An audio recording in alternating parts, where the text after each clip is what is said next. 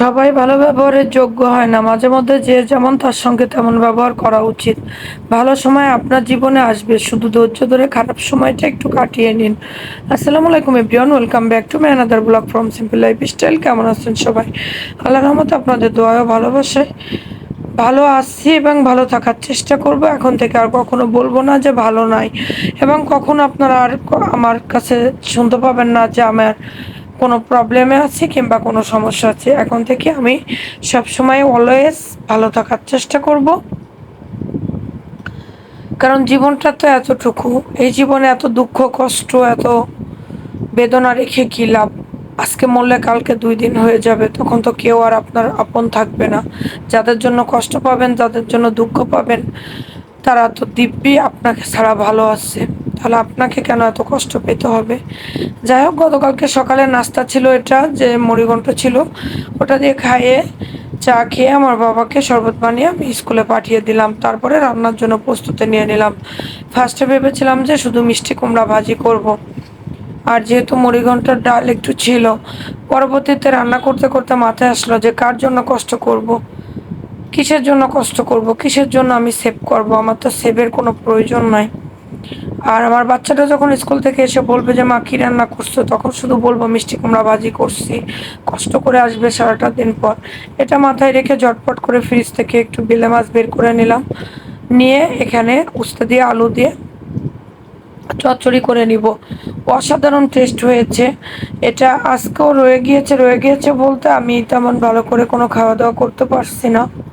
গতকালকে ভিডিওতেই তো বলছি, এর জন্য আর কি খাবার রয়ে যাচ্ছে। মিষ্টি কুমড়াও আছে, আবার ইয়েও আছে, মাছের তরকারিটাও আছে। আজকে দেখি যে কোনো একটা সবজি করার চেষ্টা করব।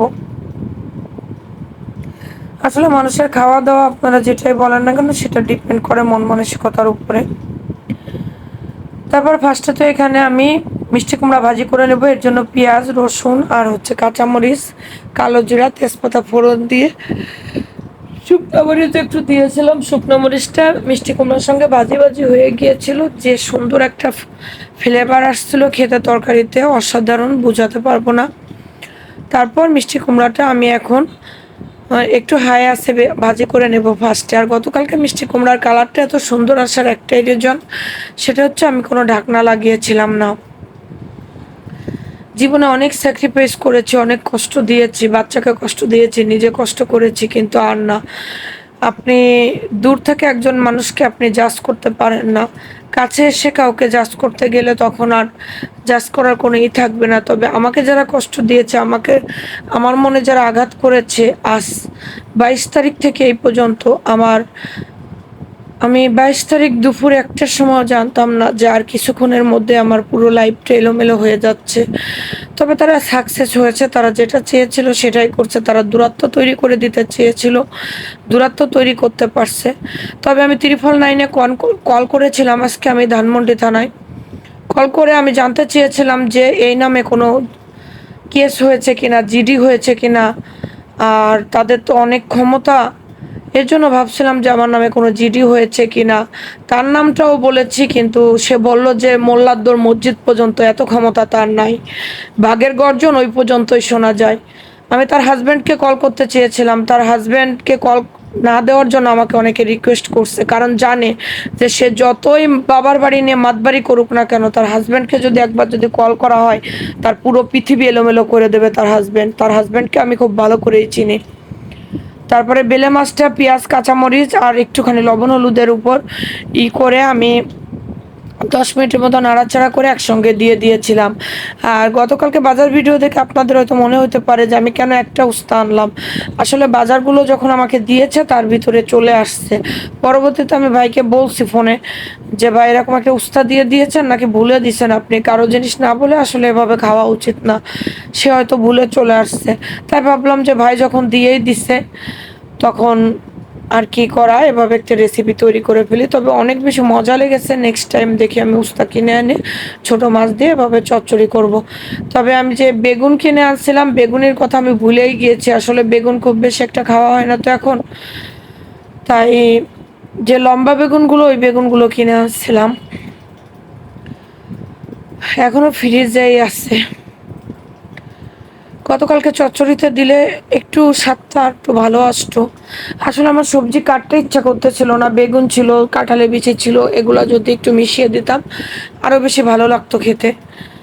দেন আমি কিন্তু এখন ভিডিওগুলো টাইমার দিয়ে রাখি, এর জন্য ভিডিওগুলো কিছুক্ষণ পর পর আপলোড হয়। আপনারা আবার কেউ মনে করবেন না যে আমি মোবাইল নিয়েই সারাদিন বসে আছি, ভিডিওগুলো এভাবেই আপলোড হচ্ছে। দেন তা নয়, ভিডিওগুলো আমি এডিট করে রেখে তারপরে আমি একটা টাইমার দিয়ে আপলোড দিয়ে রাখি যে এই টাইমে আমার ভিউ বেশি আসবে। আর প্রতিদিন কোন টাইমে ভিউটা বেশি আসবে সেটা আসলে বোঝা যায়। আর কালকে যে ঘটনাটা ঘটছে সেটা আসলে অপ্রত্যাশিত ছিল, তবে আল্লাহর রহমতে মোটামুটি ঠিক আছে। অনেক বড় কিছু হয়ে যেতে পারতো, হয় নাই, কারণ আমি সাথে সাথে অনেক ভিডিও আপলোড দিয়েছি, এর জন্য হয়েছে। আর ওই মুহূর্তে যদি কোনো রেস্ট্রিকশন আসতো তাহলে তো একেবারে পুরা চ্যানেলটাই চলে যাইতো আমার। আল্লাহ মাফ করছে আমাকে। যার কেউ না এই পৃথিবীতে তার আসলে আল্লাহ আছে। তারপর আমার বাবাটা স্কুল থেকে চলে আসলো, দেন এখানে আমি ওকে খাবারটা বেড়ে দিলাম। চচ্চড়ি, মিষ্টি কুমড়া ভাজি, শশা কেটে দিয়েছিলাম, সাথে মুড়িঘন্ট ডাল। এত মজা লেগেছিল ওর কাছে। আসলে বিভিন্ন রকমের তরকারি দিয়ে পাঁচমিশালি এভাবে খেতে কিন্তু ভালোই লাগে। আর উস্তাটা একেবারে তিতা হয়েছিল না, একটুখানি লবণ মেখে রাখছিলাম তো এর জন্য কোনো তিতা অনুভব হয় নাই। এভাবে দুপুরে এরকম একটা নাস্তার প্লেট হলে আমি মনে করি না যে ঝোল তরকারির প্রয়োজন আছে, এভাবেও খাওয়া যায়। দেন আমি এখানে নাস্তার প্লেটটা রেডি করে নিয়েছি। নাস্তার প্লেটটা রেডি করার পর আমি আমার বাবাকে খেতে দিয়ে আমার অন্য কিছু কাজ ছিল, সেই কাজগুলো আমি সারতেছিলাম। আসলে বর্তমানে কাজের এত ব্যস্ততা বেড়ে গিয়েছে বুঝাইতে পারবো না। তারপরে ছেলের পড়ানোর চাপ তো আছেই। তবে গতকালকে আমি খুব একটা রাগের মাথায় অনেকগুলো ভিডিও বানিয়েছিলাম। যাই হোক, প্রায় 15-20টা ভিডিও। সেই ভিডিওগুলো আমার স্পেস খালি করার জন্য অনেক ভিডিও আপলোড দিয়ে দিয়েছি। এখন ভিউ আসবে কিনা আসলে বলতে পারি না, তবে আপনাদের সঙ্গে একটা বিষয় আমি শেয়ার করব। ইনশাল্লাহ আমি চেষ্টা করব বিষয়টা ক্লিয়ার করার জন্য। চাইছিলাম না আসলে, যেহেতু সব কিছু থেকে দূরে ছিলাম এর জন্য আমি চাচ্ছিলাম না। তারপরেও আপনারা যে আমাকে এতটুকু সাপোর্ট করেছেন, আমার পাশে আছেন, এর জন্য আপনাদেরকে অসংখ্য ধন্যবাদ। দুপুরে খাবার শেষ করার পরে আমার কিছু ভিডিও কাজ ছিল গতকালকে এডিটিংয়ের, আমি করেছিলাম না, সেই ভিডিওগুলো আমি আপলোড দিয়েছি। পরে সন্ধ্যায় আমার বাবাকে নাস্তাটা দিয়ে দিয়েছিলাম। চানাচুর কিনতে কিনতে আসলে আমার অবস্থা খারাপ।